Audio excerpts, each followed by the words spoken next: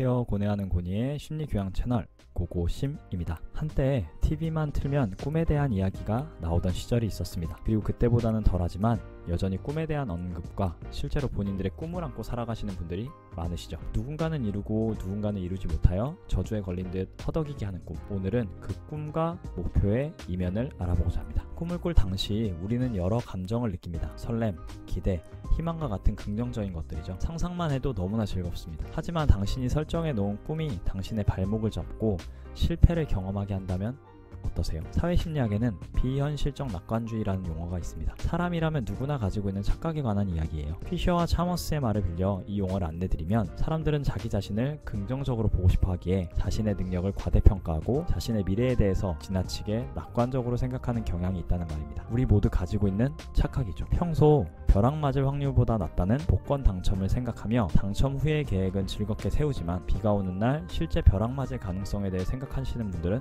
거의 없죠. 그리고 어떠한 일을 시작할 때 대부분은 잘 될 것이다 라는 생각을 갖지만 어려울 것이다, 힘들 거야 라는 생각은 무시하거나 금기어가 되곤 합니다. 마지막으로 가수를 꿈꾸는 사람은 BTS처럼, 피겨스케이팅을 꿈꾸는 사람은 김연아님처럼 될 거야 라는 생각과 믿음들, 말 그대로 현실적으로 봤을 때 택도 없는 기대를 갖는 것을 이야기합니다. 하지만 꿈이니까, 목표이니까 라는 말로 그런 엄청난 목표를 아무렇지 않게 설정하곤 하죠. 그리고 그 꿈과 목표를 기준으로 계획을 세우고 정진하기 시작합니다. 아니, 시작이라도 하면 정말 다행이에요. 이런 현실성 없는 낙관주의는 지극히 평범한 우리에게 저주가 되곤 합니다. 꿈의 저주이죠.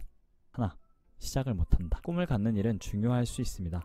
목표가 생기고 정진하게 하죠. 하지만 대다수가 갖는 꿈은 본인이 가지고 있는 현실의 능력에 비해 엄청나게 이루기 어려운 꿈들입니다. 그럼 시작부터 본능적으로 그 과정의 어려움을 어렴풋이 느끼곤 하죠. 그리고 시작조차 하지 못하는 나를 만나게 됩니다. 그 길고 험한 과정이 엄두가 나지를 않는 것이죠. 그래서 시작만 하면 잘할 수 있어 라는 생각과 말을 달고 살지만 정작 시작은 못하는 겁니다. 둘, 예견된 실패. 이제 원대한 꿈과 목표를 가지고 도전을 시작하려는 우리에게 이미 실패는 예견되어 있습니다. 그 꿈이 너무나 원대하고 크기 때문이죠. 그 꿈이 크면 클수록 시간이 지남에 따라 현실과의 격차는 크게 느껴지며 꿈을 성취한 사람들과 다르게 초라한 나를 만나게 됩니다. 이유는 목표 대상과 나의 비교가 자연스레 발생하고 그로 인해 성취감보다 실패감을 더욱 많이 느끼기 때문입니다. 여러분, 구독자가 50명, 100명, 500명, 한 달, 두 달, 세 달, 아직은 좀 더디지만 계속해서 늘어나고 있습니다. 그렇다면 이 컨텐츠는 성장 가능성이 있을까요? 없을까요? 성장 가능성이 있기도 하거니와 이는 충분히 성취감을 느낄 수 있는 결과물일 것입니다. 하지만 비교 대상이 100만 구독자 유튜버라고 해봅시다. 그 순간 느낌이 달라지죠. 처음 하루,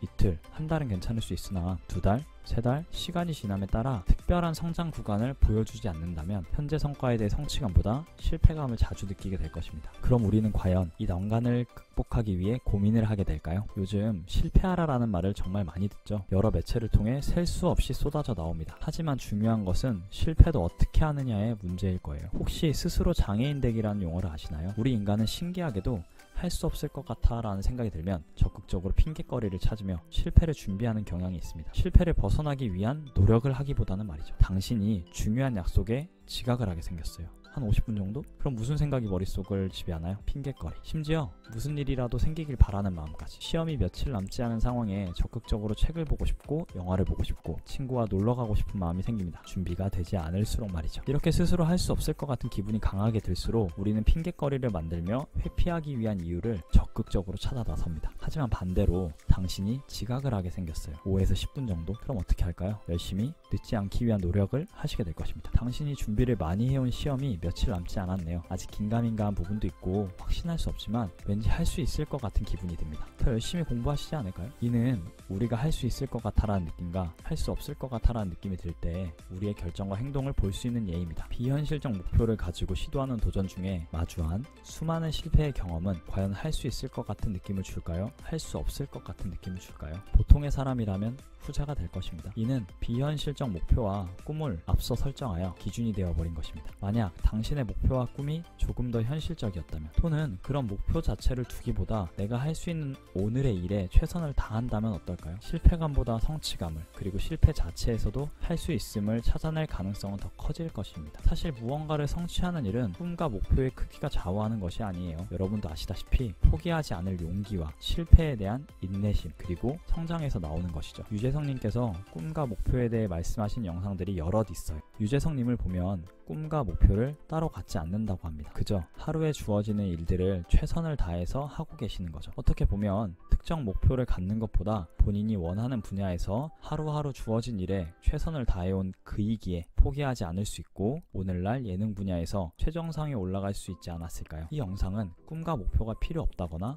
원대하게 꾸지 말라는 이야기를 하고 싶은 것은 아닙니다. 꿈과 목표는 당신의 방향성을 설정하는 데 중요한 요소예요. 하지만 그거 자체가 지금 현재 내가 이루어야 하는 목표로 느끼고 있는 것은 아닌지 확인해 보셔야 합니다. 과연 나는 지금 허황된 생각으로 오늘도 잘하고 있을 나를 괴롭히고 있는 것은 아닌지 말이에요. 평범한 우리가 조금 더 꿈과 목표에 현명하게 접근하기 위해 참고하기 위한 사람의 심리에 관한 이야기였습니다. 영상이 볼만했다면 좋아요와 구독을, 별로였다면 제가 더 노력해 볼게요. 감사합니다.